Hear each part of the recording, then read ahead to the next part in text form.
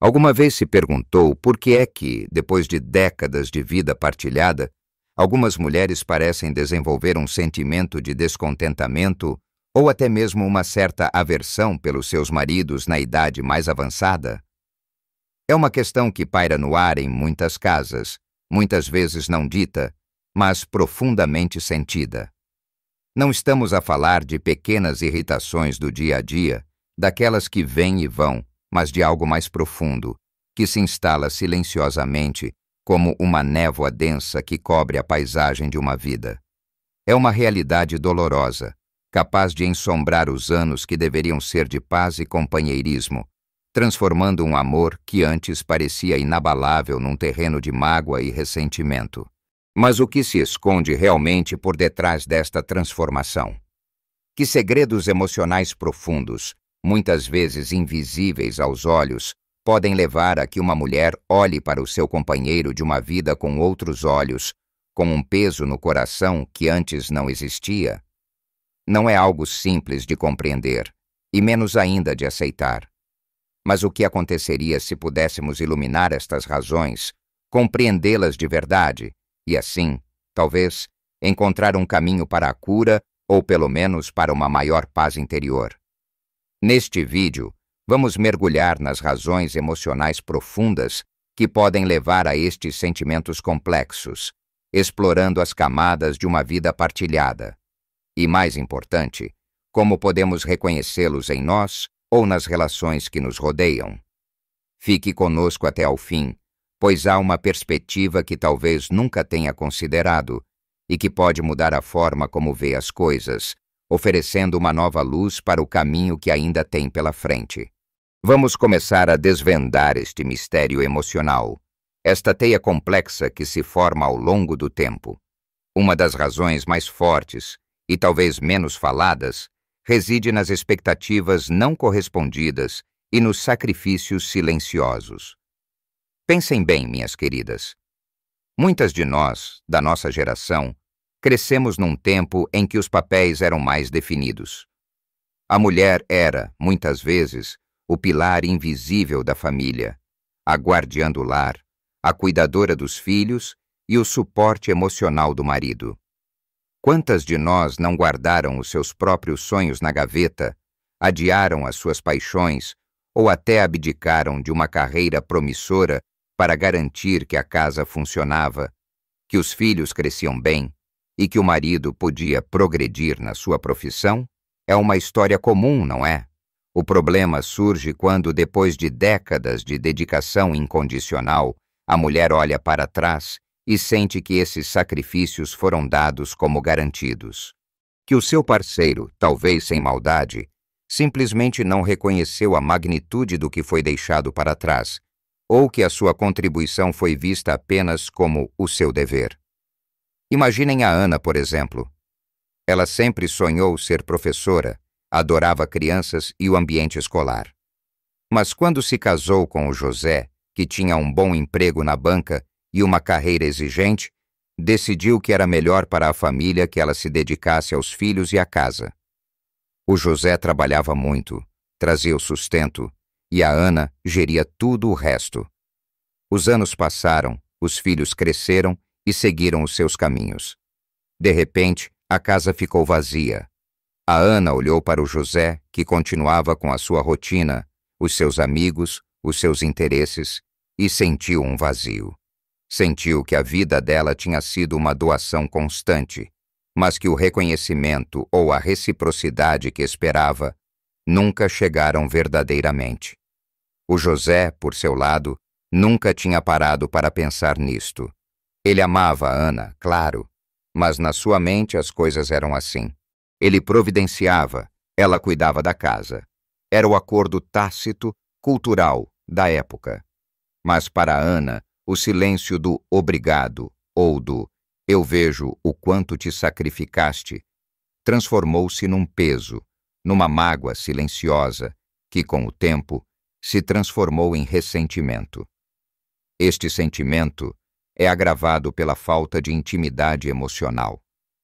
Muitas mulheres sentem que, ao longo dos anos, o marido se tornou um colega de casa, um companheiro de rotina mas não um confidente, um amigo, alguém com quem pudessem partilhar as suas alegrias e tristezas mais profundas.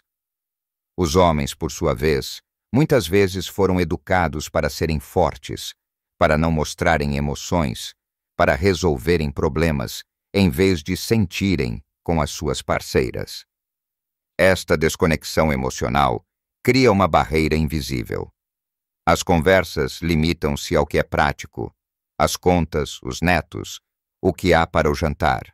Mas onde está a partilha de sonhos? Onde está o ombro para chorar? Onde está o riso partilhado sobre as memórias mais queridas? Quando uma mulher se sente emocionalmente sozinha dentro do casamento, mesmo vivendo debaixo do mesmo teto, essa solidão pode ser avassaladora. Pensem na Maria e no Antônio.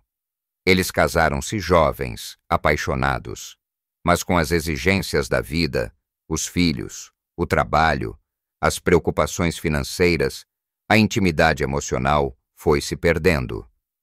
O Antônio era um bom homem, trabalhador, nunca lhe faltou nada. Mas quando a Maria tentava falar dos seus receios, das suas ansiedades com a saúde, da sua nostalgia dos tempos de juventude, ele mudava de assunto ou dizia: "Não penses nisso, mulher." Ele não o fazia por mal, apenas não sabia como lidar com as emoções dela, e talvez nem com as dele. Para ele, o amor era providenciar e estar presente fisicamente. Mas para a Maria, o amor era a partilha, a escuta, a validação dos seus sentimentos. E quando essa partilha e escuta faltam, o coração começa a fechar-se, e o espaço que antes era preenchido por amor e compreensão, começa a ser ocupado por uma tristeza profunda que se disfarça de zanga. Ela começa a sentir que é uma estranha ao lado de quem dorme há décadas. E esta estranheza pode gerar um ódio frio, uma distância que parece intransponível. Esta é uma dor silenciosa, um grito abafado que ecoa nos corredores da alma e que, se não for reconhecido e tratado, pode levar a uma aversão profunda. A dor de não ser vista, de não ser ouvida, de não ser compreendida na sua essência, é uma ferida que poucas palavras podem curar, mas muita paciência e um esforço genuíno de ambos os lados podem começar a sarar. Continuando a nossa jornada de compreensão destes sentimentos complexos, chegamos a outro ponto crucial: o desequilíbrio de poder e o sentimento de controlo. Numa boa parte dos casamentos da nossa geração, os papéis eram, como já referimos, muito bem delineados. O homem era o chefe da família, o provedor, e muitas vezes o decisor principal. A mulher, por sua vez, esperava-se que apoiasse as suas decisões, que as seguisse. Este modelo, embora culturalmente aceite por muito tempo, pode gerar um ressentimento profundo, especialmente à medida que as mulheres envelhecem e ganham uma maior clareza sobre o seu próprio valor e os seus desejos. Depois de uma vida a seguir, a apoiar, a adaptar-se, muitas mulheres chegam a uma fase em que anseiam por autonomia, por voz ativa nas decisões que afetam a sua própria vida e o seu futuro. Sentem que a sua experiência e sabedoria acumuladas merecem ser respeitadas e que a sua opinião deve ter o mesmo peso que a do marido. Pensemos na Dona Fátima, por exemplo. O Sr. Joaquim sempre foi quem geriu as finanças, quem decidiu sobre as férias, sobre a compra de uma casa, ou até sobre qual carro comprar. A Dona Fátima, que sempre foi prática e inteligente, via-se relegada a um papel secundário nessas decisões importantes. Muitas vezes, até tinha melhores ideias ou uma perspectiva mais ponderada, mas a sua voz era abafada ou ignorada. Agora, com 70 anos, e com o Sr. Joaquim a manter a mesma postura dominadora, a Dona Fátima sente uma exaustão. Já não tem paciência para discussões ou para sentir que a sua inteligência é subestimada. Aquele comportamento que antes era tolerado e até visto como coisa de homem, agora gera uma profunda frustração, e sim, um rancor crescente. Ela sente-se diminuída, infantilizada, e isso corrói a base do respeito que é essencial para qualquer relação. Ela quer ser vista como uma igual, uma parceira, e não como uma subordinada. E quando essa necessidade fundamental de respeito e igualdade não é atendida, o amor pode definhar e dar lugar a um sentimento de aprisionamento, um desejo de liberdade que se manifesta como aversão. Outro ponto importante é o que acontece quando os filhos saem de casa, o tão falado ninho vazio. Para muitos casais, os filhos são o cimento que mantém a estrutura do casamento, a principal razão de ser da sua união. Partilhar a parentalidade, as preocupações com a educação, com o futuro dos jovens, dá um propósito comum. Mas quando o último filho deixa o lar, o casal fica sozinho novamente, face a face, muitas vezes pela primeira vez em décadas. E é neste momento que as rachaduras na fundação do relacionamento, antes mascaradas pela azáfama da vida familiar, podem tornar-se dolorosamente visíveis. O que acontece quando os cuidadores dos filhos se descobrem estranhos um para o outro? Onde está a conexão, a partilha que ia além da parentalidade? Imaginem a senhora Helena. A vida dela girava em torno dos seus 3 filhos. Era a mãe dedicada, a organizadora das festas, a motorista incansável. O marido, o senhor. Fernando também participava, mas a Helena era o motor principal. Agora que os filhos estão crescidos e seguiram as suas vidas, a senhora Helena e o senhor Fernando estão sentados na sala, em silêncio, a ver televisão. E a senhora Helena percebe que não tem muito para conversar, a não ser sobre os filhos. Não têm hobbies em comum, não partilham grandes paixões ou projetos. Aquele que era o seu parceiro na criação dos filhos, de repente parece um colega de quarto.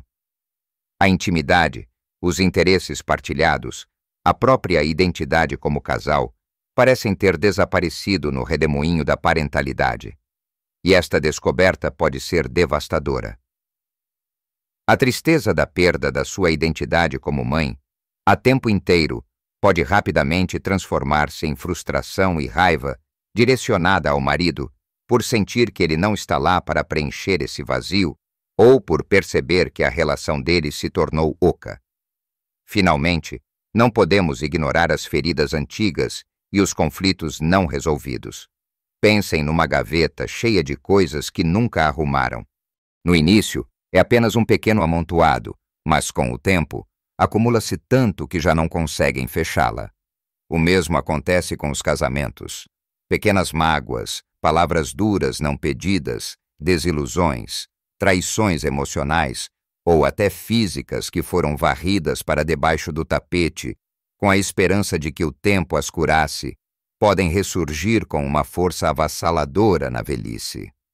A pressão da vida, a necessidade de manter a paz pelos filhos ou simplesmente a falta de ferramentas para abordar esses problemas de forma construtiva levaram a que muitos casais nunca tivessem verdadeiramente resolvido seus conflitos. Pensem na De Glória, que ainda se lembra daquele comentário depreciativo que o Sr. Manuel fez há 30 anos sobre a sua aparência, ou da vez em que ele a desvalorizou em frente a amigos. Pequenos episódios que na altura foram engolidos, mas que deixaram uma marca. Agora, na velhice, com mais tempo para refletir, com menos energia para fingir que está tudo bem, essas memórias vêm à tona, mais nítidas e mais dolorosas do que nunca. A raiva e a mágoa acumuladas durante décadas começam a borbulhar, e o marido, que talvez nem se lembre desses eventos, torna-se o alvo de todo esse ressentimento guardado.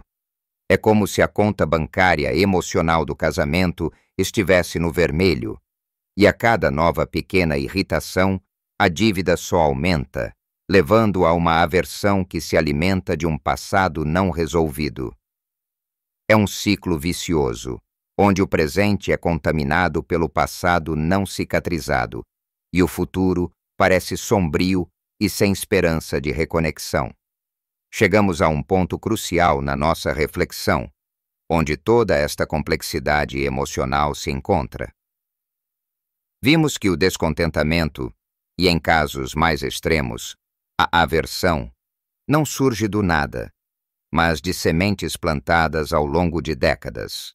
As expectativas não correspondidas, os sacrifícios silenciosos, a falta de intimidade emocional, os desequilíbrios de poder, o vazio do ninho e as feridas antigas que nunca cicatrizaram verdadeiramente. São estas camadas de uma vida partilhada que, por vezes, transformam o terreno do amor num campo minado de ressentimento. Mas lembrem-se, queridas amigas, que a compreensão é o primeiro passo para a mudança e que nunca é tarde demais para olhar para dentro e para a relação com novos olhos. É um ato de coragem, sim, mas também um ato de amor próprio e de respeito pela vida que ainda temos para viver. Reconhecer estes sentimentos em si mesma ou no seu casamento não é um sinal de fraqueza, mas de sabedoria. Significa que está atenta à sua própria alma e ao bem-estar da sua vida emocional. Então, o que podemos fazer com esta compreensão? Primeiro, e talvez o mais importante, é a reflexão pessoal. Perguntem a si mesmas: o que é que eu sinto realmente? Quais são as minhas necessidades não atendidas? O que me magoa mais nesta relação?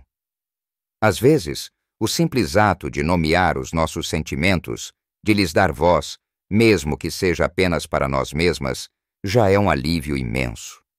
Depois, permitam-se cuidar de si, redescobrir o que a faz feliz, as suas paixões, as amizades que a nutrem. A sua felicidade não deve depender exclusivamente do seu parceiro. Encontrar um novo propósito, seja num passatempo, num voluntariado ou num grupo de amigos, pode trazer uma nova energia e um sentido de renovação. Quando nos sentimos completas e valorizadas por nós mesmas, a pressão sobre a relação diminui e podemos abordar os desafios com mais serenidade. Para aquelas que desejam tentar reavivar a chama, ou pelo menos encontrar um caminho para a paz e a compreensão mútua, a comunicação é fundamental. Sim, pode ser difícil, especialmente depois de anos de silêncio ou de padrões de comunicação pouco eficazes. Mas tentar expressar os seus sentimentos de forma calma e assertiva, focando-se em eu sinto, em vez de tu fazes sempre, pode abrir portas. Talvez dizer algo como: eu sinto-me um pouco sozinha às vezes e gostava que pudéssemos passar mais tempo a conversar sobre como nos sentimos, e não só sobre as coisas práticas, possa ser um bom começo. E do lado do marido, a capacidade de ouvir sem interrupções, de validar os sentimentos da parceira, mesmo que não os compreenda totalmente de imediato, pode ser transformadora. Pequenos gestos de apreço, de reconhecimento pelo caminho percorrido juntos e o esforço para criar novas experiências partilhadas podem começar a reconstruir pontes. Ir passear juntos, ir tomar um café num sítio novo, ou mesmo sentar e ver um programa de televisão que ambos gostam, mas com a atenção um no outro, são pequenos passos que podem fazer uma grande diferença. E se a comunicação estiver completamente bloqueada, ou se as feridas forem demasiado profundas para curar sozinhas, considerem procurar ajuda profissional. Um terapeuta de casais pode oferecer um espaço seguro e as ferramentas necessárias para que ambos se ouçam e se compreendam de forma mais eficaz. Nunca é tarde para procurar apoio. A crença de que já não vale a pena ou é tarde demais para mudar é um mito. Há sempre a possibilidade de aprender, de crescer e de encontrar uma nova forma de viver, seja dentro do casamento, com uma nova e mais saudável dinâmica, ou mesmo individualmente, com uma maior autoconsciência e paz. Gostaria muito de ouvir as vossas perspectivas e experiências nos comentários abaixo. A vossa partilha pode ajudar outras pessoas que se sentem sozinhas nestes sentimentos, e a vossa sabedoria é um tesouro que deve ser partilhado. Se esta conversa ressoou convosco, por favor, deixem o vosso like e subscrevam o canal. Assim, não perdem os nossos próximos vídeos, onde continuaremos a explorar temas importantes para vivermos plenamente e com um coração aberto em qualquer idade. Lembrem-se, cada fase da vida oferece novas oportunidades de crescimento e de amor, seja ele o amor que já existe, o amor que se reinventa ou o amor próprio que floresce.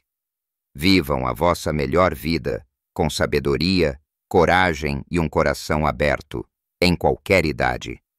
Não deixem que o passado defina o vosso presente ou o vosso futuro. O poder de reescrever a vossa história, mesmo que com um novo capítulo, está sempre nas vossas mãos.